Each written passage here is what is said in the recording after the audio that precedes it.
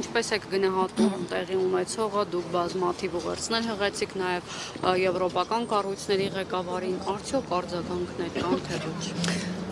Արձագանքների մասով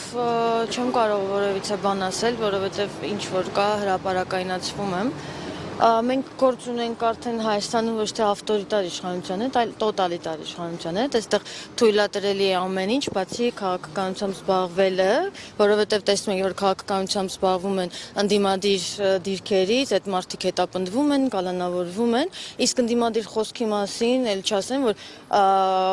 քաղաքական ոդկաստ վարող մարդիկ ընդդիմադիր քննադատության համար ենթարկվում են պատժի, սա ոչ արդարադատության իրականացում է, ոչ այլ ինչ է, այլ պարզապես սա պատիժ է ու այս իշխանությունները որևիցե բանով չեն կաշկանդվում, ոչ իրենց կաշկանդում է միջազգային հանրությունը, ոչ իրենց կաշկանդում է միջազգային իրենց պարտավորությունները, որոնց տակ իրենք ստորագրել են, այսինքն իրենք անում են այն, ինչ այդ պահին իրանց հարկավոր է, իրանք ընդհանրապես ուշադրություն չեն դարձնում ոչ մարդու իրավունքների պաշտպանության վրա, իրանց անգամ չի հետաքրքրում Հայաստանի Հանրապետության վարկ անունը, հեղինակությունը, այսինքն մենք ժողովրդավարությունից կիլոմետրերով հեռու ենք, որտեղ եթե ժողովրդավար երկիր լինեինք, գործեր պարզագույն իշխանությունների տարանջատման սկզբունք, իսկ այսօր մենք բազմիցս տեսնում ենք, որ եւ գործադիրը, եւ օրենսդիրը, եւ դատական իշխանությունը պատկանում է մի մարդու, եւ այդ մեկ մարդը Նիկոլ Փաշինյանն է։ Ձեզ թույլ տալիս են տեսակցել Նարեկ Սամսոնյանին։ Իմ տեսակցությունների իր փակեղած ժամանակ ես տեսակցել եմ իրեն, բայց այս ընթացքում հացադուլից հետո իրեն չեմ հանդիպել, իր հետ սահմանափակվում են հեռախոսային խոսակցություններով, որոնց ընթացքում ինքն ասում է, որ լավ է, բայց բնական է, որ լավ չի։ Ինքը երբեք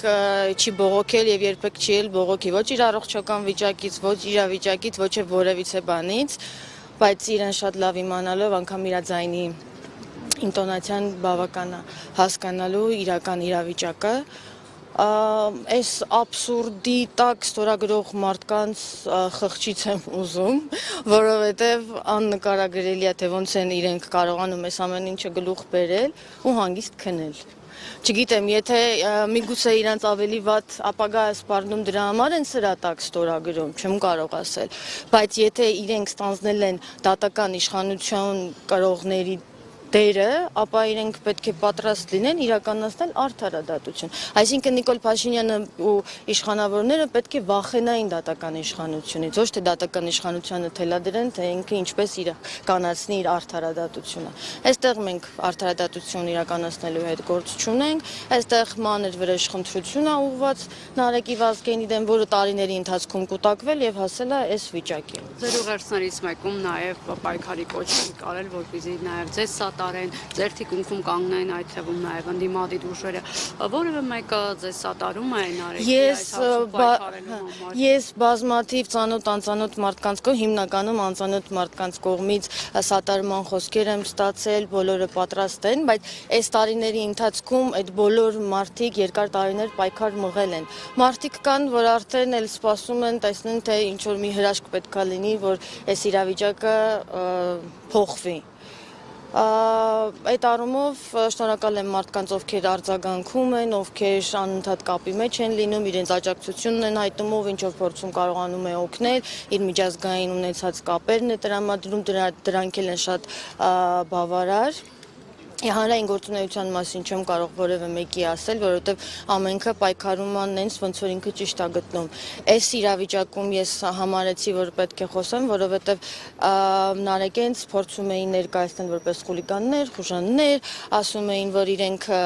խոսքի ազատության անվան տակ խուլիգանություն են իրականացնում, ինչը այդպես չէ, այսինքն հա, վիրավորանքներ են հնչեցնում, ու դա այդպես չէ, որովհետև եթե դուք լրագրողներ ֆրանսիական, չգիտեմ, մամուլին, եթե հետևում եք իրենց պոդկասթներին հետևում եք, այնտեղի քաղաքական պոդկասթներն ուղղակի անհնար է լսել է, որովհետև հայհոյանք, նախադասություն երևի չկա, որ մեջը հայհոյանք չլինի, անգամ ուղղված Մակրոնին կամ իրենց իշխան, բայց այդտեղ որևիցե մեկը քննադատության չի ենթարկվում, քրեական հետապնդման չի ենթարկվում։ Այսինքն Հայաստանի Հանրապետությունում էլ է ծանր վիրավորանքը ինքը ապաքրեականացված է, եթե անգամ ծանր վիրավորանք իրենք հնչեցրած լինեն, դա ինչով է խուլիգանություն։ Խուլիգանություն անում են իշխանավորները, խուլիգանություն անում են մայրտաճար ներխուժած խուժանը, որը որ բարձրացել էր տապանակարերի վրա, կոտրում էր վեհարանի դուռը։ Այդ դրանք խուլիգանություն են։ Տավրոս Սապոյանի պահվածքը դա խուլիգանություն է, որովհետև հայոյանքներ, սեռական բնույթի հայոյանքները հնչեցնում բազմամարդ